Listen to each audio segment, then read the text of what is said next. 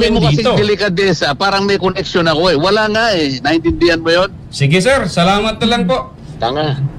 O bakit naman gagawa ng usap ang asawa ko? Para lang makakuha sila ng ipupukol sa akin? Pero Ganyan nakarumi. hindi ho ba dapat, Senator, manggaling din sa inyo ang delikadesa na, uy, yung asawa ko, ano nito eh, kumbaga nagsiservisyo dito, meron siyang, kumbaga, transaksyon dito, hindi kaya marapat na ako dumistansya muna? Sino? Sino di distansya? Kayo po, dito sa ginagawang investigasyon sa Bakit? Senado. Meron ba akong kinalaman dun sa mga insurance companies? Delikadesa nga po, Senator, kasi misis nyo po yung naandun. Siyempre may kukunik-kunik na ho yan.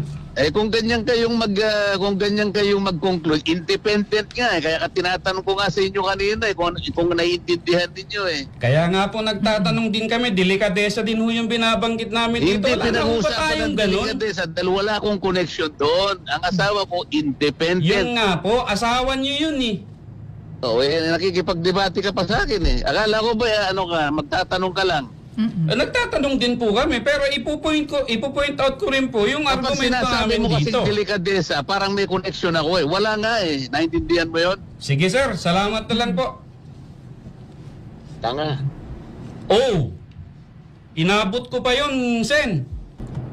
Tinawag mo kami ritong tanga. O diba, ano yan? Yan ba yung mambabatas na ibinoboto nyo? Hindi nga niya masagot yung word na delikadesa eh. Ano to?